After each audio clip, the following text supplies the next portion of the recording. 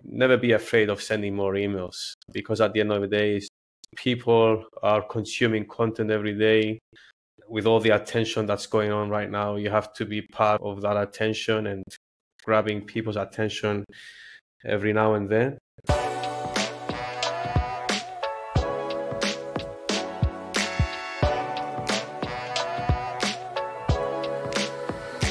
Hello and welcome to another episode of What's Working in E-commerce. I'm your host, Egan Heath.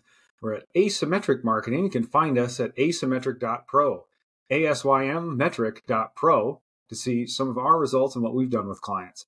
Today I have on a returning guest, Alex Gregoriades. He's the email bounty hunter, and he's learned a lot about driving results with Klaviyo email marketing as well as SMS. Alex, welcome back on. Well, thanks for having me again. How's everything going? Yeah, it's great. Last time we had you on, you showed us some awesome tips about copywriting and how to write emails. It was an awesome episode, and it's been a while since we've gotten together and chatted. You've done even more with your clients, so we wanted to have you back on. Talk to us about what have you learned since we last spoke, and what are you guys focusing on? Yeah, my name is Alex. I own an email marketing SMS agency.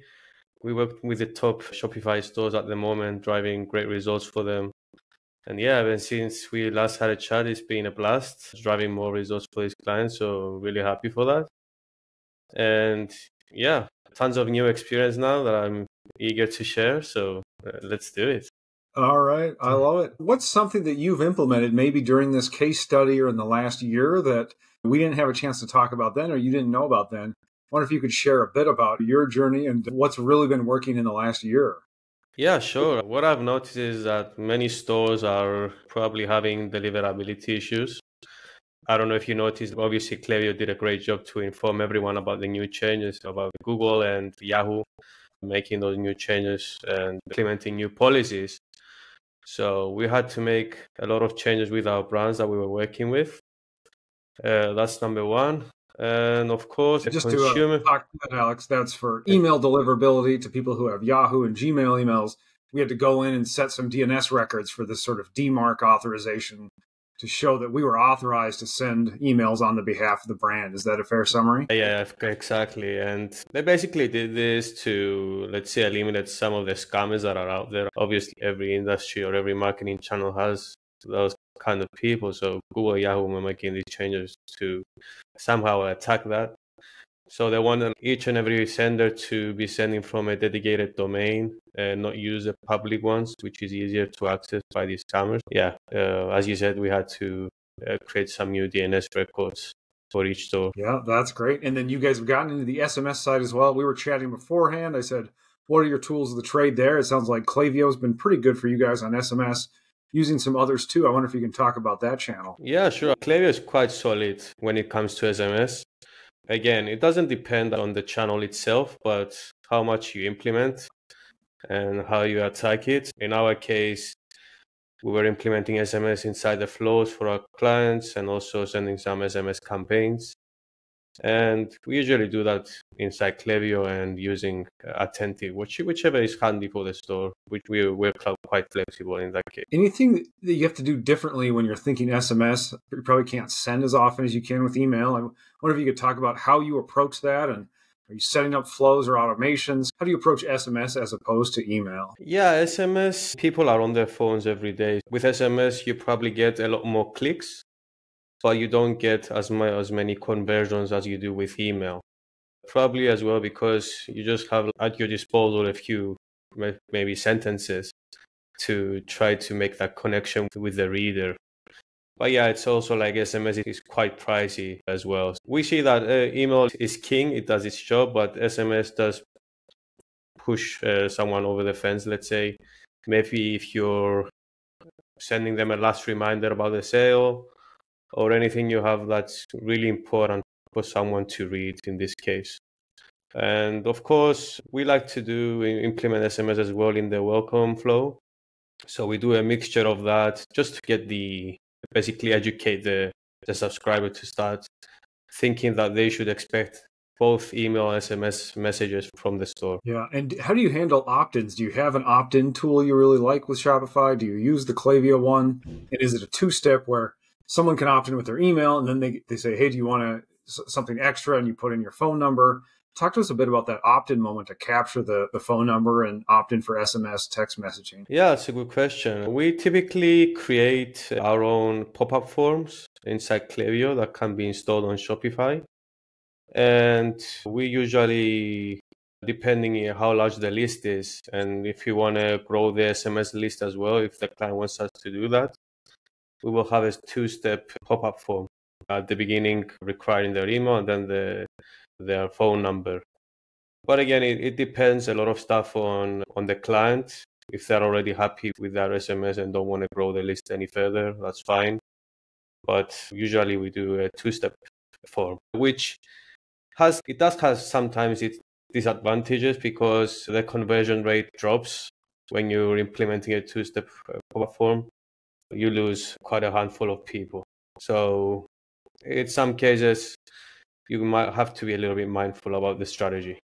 Yeah, that's well put. And then I know you've got a case study we wanted to talk through. Do you want to pull up some of those numbers and maybe talk us through how you drove these incredible results? Yeah, sure.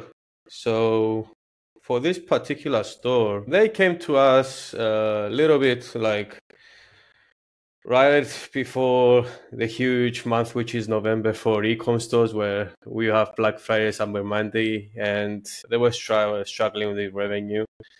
And they were looking for a decent solution for someone to come in and be able to get all those amazing sales, especially since we were in Q4. We started working with them towards the end of October, sorry. And as you can see at that time, they were doing these kind of numbers here, which were, as you can see, the trend, they were going down from both the total revenue and the email revenue. And then after a few months of working together, we were able to scale them to 160, let's say if we round it to 166K a month. And we also had a really solid media buying partner who did a great job with the Facebook ads. But if I get into more detail, as you can see, like around 40% was attributed to email marketing before working with us.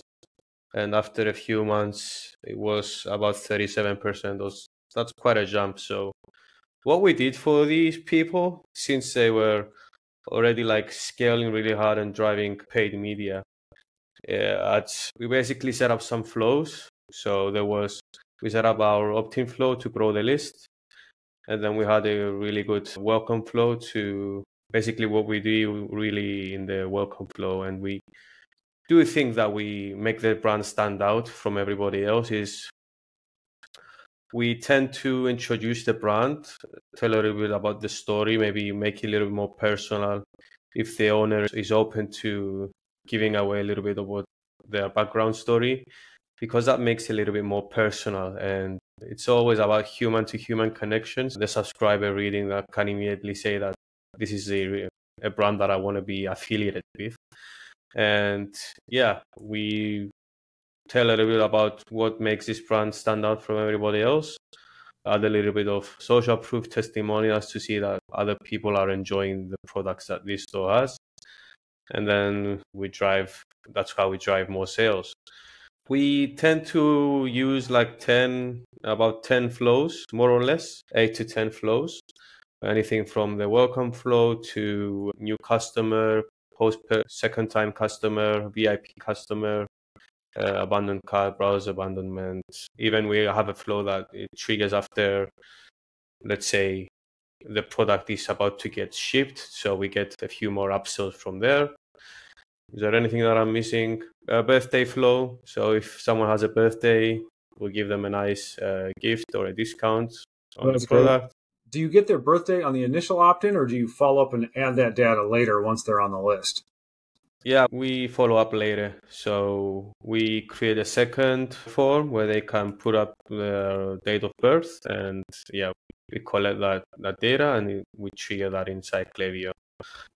And yeah, and then since a big chunk of the revenue is coming from campaigns, what we did with the campaigns is make them a little bit more personal, as I said in the beginning. So basically, First thing is to maybe have the store owner send the email so the from name is coming from the owner of the brand. And then it was all about nurturing and building a relationship with the subscribers. So I don't typically like to send a lot of sales emails because that's what most brands are doing. So I like to nurture the list, invest a lot in our relationship. So I'll send them like valuable content, things that are going to help them in their everyday life, maybe some tips, anything educational or entertainment. In this case, since our audience is dealing with a health issue, anything that can help them in their everyday life to improve the issue and help them achieve their goals. And when you do have to run those sales, it just the engagement from the subscribers is much higher since you invested in that relationship. So yeah, that's what we did. We also increased the email frequency because the brand was probably sending 1 or 2 emails a week. We tried to increase that to 3 to 4. And yeah, we always say to the brands, never be afraid of sending more emails because at the end of the day, people are consuming content every day.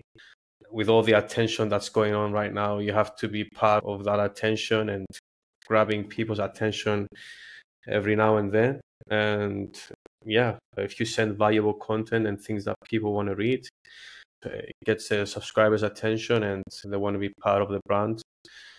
And what else am I missing? We also did some, let's say, unusual tactics that we don't usually do with other stores that we learned recently. So we send a few re-engagement campaigns. So let's say if there's a big chunk of the list that wasn't opening any of the brand's emails before working with us, we will send a really nice re-engagement email, and that will get at least 10% back. Essentially, you're growing your sending segment about 10% or more.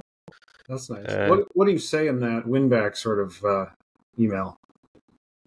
Yeah, in this email, you basically say that it's an interesting situation because it is somehow the reader's responsibility to open the emails, but you don't want to make them feel bad for not doing so. We'll tend to tell them we got sorry for not engaging with you. We got a little bit busy by doing this and that, maybe improving our product line or bringing new products into our line, or maybe doing something in our warehouse to improve the process or whatever it is, just to give an excuse.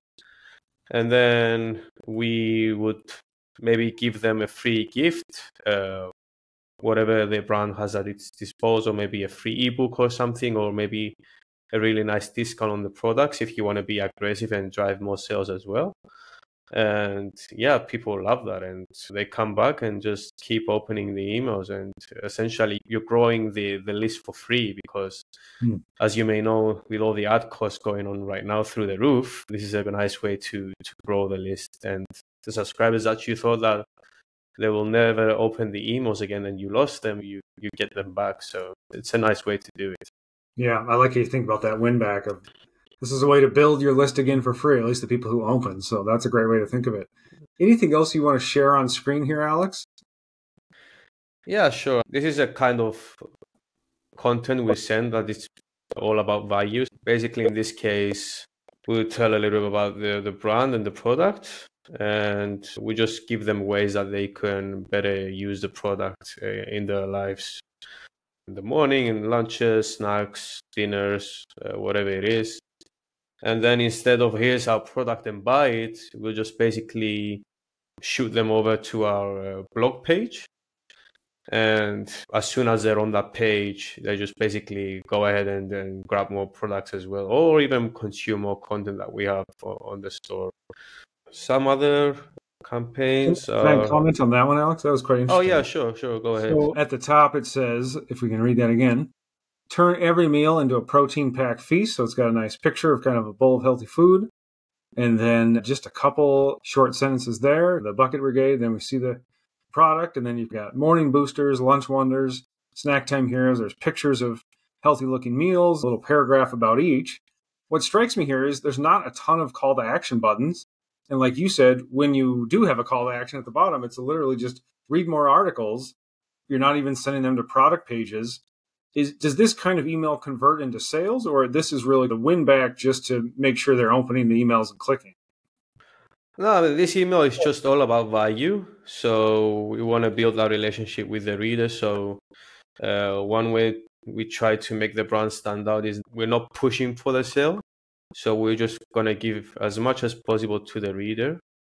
And they go ahead and click the link, go to the Shopify page, let's say. And basically, because they're on the Shopify page and reading stuff, they might as well grab more products. That's how, in this case, it works. Yeah, very cool. The other thing I was going to ask you about is this is a nice, beautifully designed HTML style email as opposed to just plain text. Have you guys gone back and forth on that? Do you tend to prefer these design type emails? I wonder if you could talk about that. Yeah, sure. We tend to lean more on the design side of things because it's a way to make the brand stand out as well, more professional looking. And we tested as well, like with every brand, we do test to see if text is going to convert better. With this brand, we saw that designed emails were converting a lot more. So this is the approach we went for with this client. All right, love it. I think you're going to pull up another one there. Go ahead. Yeah, sure. See, this might be a skincare one. There, I see a woman with a towel on her head, maybe in the bathroom. Unlock youthful radiance with this skin transformation. Hi, first name, and then again, just short sentences, 1 or 2 sentence paragraphs max. Easy to read, flows you right through it, like good copywriting, like we talked about last time. Yeah, exactly. Maybe agitating on the problem. Here's the solution. And then we get into social proof, just a little emoji finger pointing down. Pretty lengthy testimonials or reviews from actual people. We see the product, again, just very easy to read and skim through.